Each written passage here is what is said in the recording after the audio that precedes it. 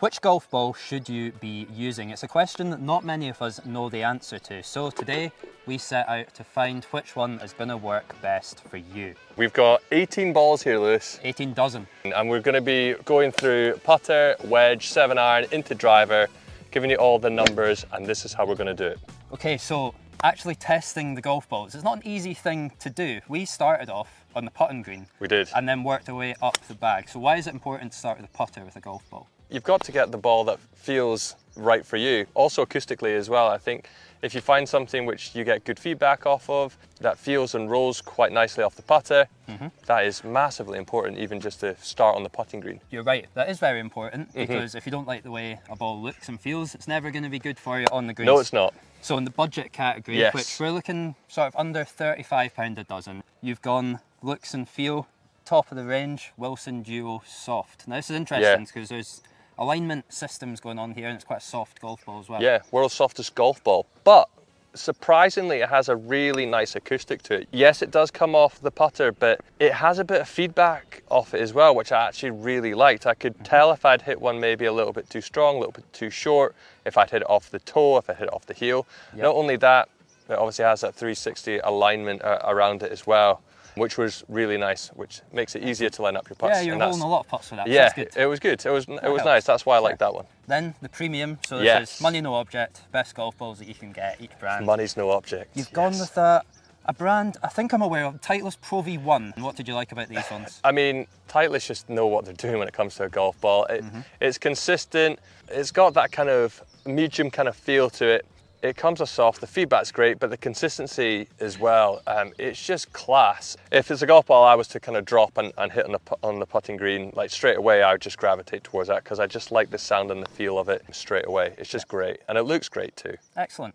Once we got to grips with the 18th green at Murray's Hall, which had some pretty big slopes in it, you were tackling fast. them nicely. The greens are unbelievable. Very fast. Yeah, we went to hit some wedge shots. With the GC quad, we got some spin numbers. Yes, the GC quad. Fantastic bit of kit, that. So with the GC quad, obviously it's got 4 cameras, 2 cameras picking up the club data and 2 cameras picking up the ball data as well. So ideal for testing golf balls, Lewis. So on a day like today with wedges, it's all about trying to find the perfect balance of spin for your game. One that came out on top. Now this is interesting. It was the Vice Tour, the budget golf balls. So this was one that was spinning really consistent for you, around 6,900 RPM. What did you like about that? It felt really good. The one thing I noticed, when you clipped it, you could hear it just kind of like revving through the air, and I was like, oh, you know, some of the golf balls, obviously with them being distance balls, they don't necessarily spin that much when it comes with the wedges.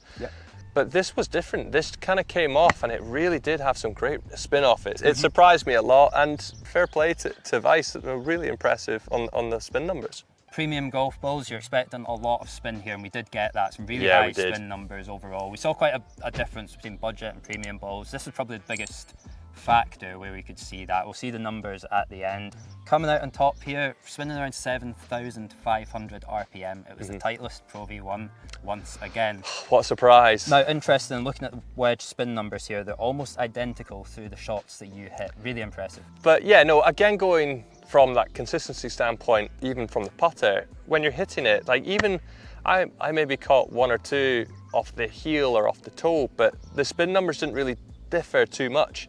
For me, yeah, it was just very consistent and just really easy to basically trust as well, which is a big part of that when it comes to those 60-yard shots as well. Yeah, you'll see in the numbers that you'll see later, a lot of wedge spin. Some of them, you might have got a bit more spin than the Pro V1, but that the consistency is just hard to see. Yeah, the consistency standpoint just really did outshine. Then we went up to the 7-iron, went for a mid-iron, and here we were looking at peak height and descent angle. This is important because it's going to hold greens when you're hitting into greens. You don't want to be sailing through the back of 100%. No, like when it comes to peak height and descent angles, it doesn't really matter how high or low it is, but if it's coming down at the right angle, especially around between 45 and 50, I mean, that's what the best players in the world are obviously, you know, producing. You know you're in the right ballpark when you're looking at those numbers. So for me, I'm trying to find something which falls into that, because obviously I'm a high speed player. But if I can find a golf ball that doesn't spin too much and stay in the air for too long, then I know I've got something that's going to come down with a lot of spin. Well, one that we found very well in the budget category here was the Titleist True Feel. Now, yeah, very impressive. I was very surprised by this. Very consistent numbers here. Peak height was ranging around 120, descent angle average 48, and I think all the shots you hit were really in that region. Very, very good stuff here. Yeah, again, Titleist consistency. You just saw that ball nice and high, didn't really kind of float or anything like that, but it surprised me with the spin numbers as well, and it obviously was coming down, a great descent angle as well. So you're going to be able to really attack flags and get a nice bit of height and just drop them in there too. Now, in the premium category, we had a lot of contenders here. Callaway Chrome Tour was a very close second. Yes. Srixon performed well. The TaylorMade TP5X was up there. But once again, this was hard. The Pro V1. You can't argue with the numbers on this, can you? No, you can't. Again, the consistency in it was incredibly impressive. I think, like you said, there's, Callaway, Srixon, all your usual suspects and top brands, they're so close together. Like we are literally splitting hairs when we come to it. But the one which came out on top just purely down to consistency was Titleist Pro V1. I think the descent angles were 49, about 49 if I'm correct. Yep. And then obviously peak height is going to be around that 120, 125 mark, wasn't it? Exactly. Yeah, exactly. So that's what I'm looking for in a golf ball. And again, the Pro V1 definitely delivered on that front. So then we moved on to the driver now. Probably your favourite club in the bag. I think that would be fair to say. My favourite to watch you hit. Yeah, quite successful with the driver this year. Yeah, excellent. Start with the budget balls. Look, we don't need to tell anyone how important it is that a ball goes far. That's the whole aim of the game. Off the tee. One that's been kind of knocking on the door. We've not mentioned it yet. It's the Kirkland. Now this was going an absolute mile. It was fast. Very fast and consistently a long way, averaging around mid 330s. Very impressed with this. Yeah, I think for a budget ball, Kirkland is it is hard to beat, isn't it? Like, let's be honest, a three-piece golf ball that is, it's fast, long, great spin, and just very, very consistent off the tee as well. We've actually tested that ball like already this year, but yeah, absolutely loved it, and I would recommend it if you're definitely on a budget for sure. Yeah, look, it was carrying a long way, but there's some others really close in ball speed.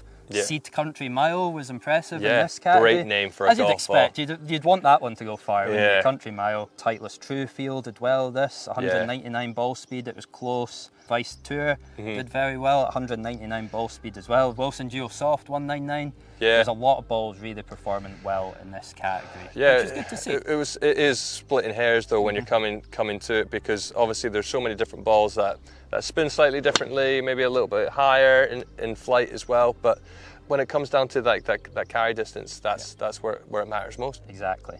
And one that did particularly well in this category, in the premium ball, it's not the Titleist Pro V1 this time. Ball speed winner with the driver, it was the Wilson.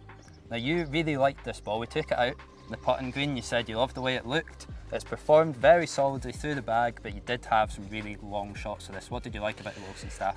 Consistency in ball speed was noticeable. Very high, 206, very fast, but very consistent in flight as well. More of that kind of mid-flight, which I kind of like off the tee.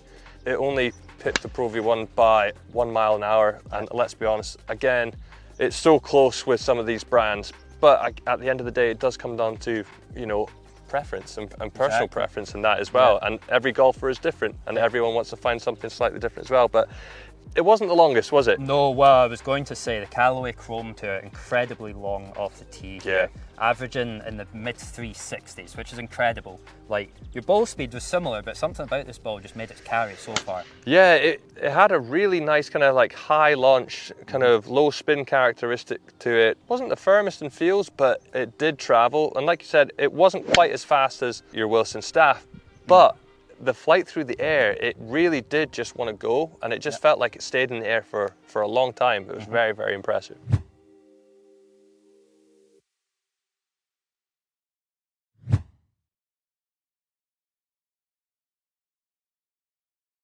Okay, so a lot of numbers to get through there. Again, you can look through them, pause the video, you'll see all the numbers on screen. Your favourite budget ball from today, James, is? The Kirkland Signature. Well, there we go. Talk us through. Why do you like that? It's just bloody good for the price. I think you can't argue with that. Obviously, downside, make sure you find a mate that's got a Costco card, or if you have a Costco card, then go get yourself a lot of those balls, because they are great. And I think if you are on a budget, then they're gonna do you very, very well. I think the feel, consistency kind of factor, the spin really surprised me with the wedges. But not only that, just off the tee, the kind of descent angles as well, your kind of peak heights, it all just made like a really good all-round complete budget ball, and I really, really enjoyed it. Our winner, the premium ball. I mean, it comes as no surprise as the Tileist Pro V1. Well, the consistency from green to tee is just absolutely phenomenal. I think the one thing I really liked was the spin consistency, especially with the wedges and the irons, and then off the tee it's just so stable. Yeah, absolutely fantastic, absolutely loved it. Just very consistent, and consistency is key, and the Pro V1 has all that and a lot more. So on that note, if you've enjoyed the video, remember to give us a like, give us a sub, and I guess we'll see you next time. See you next time.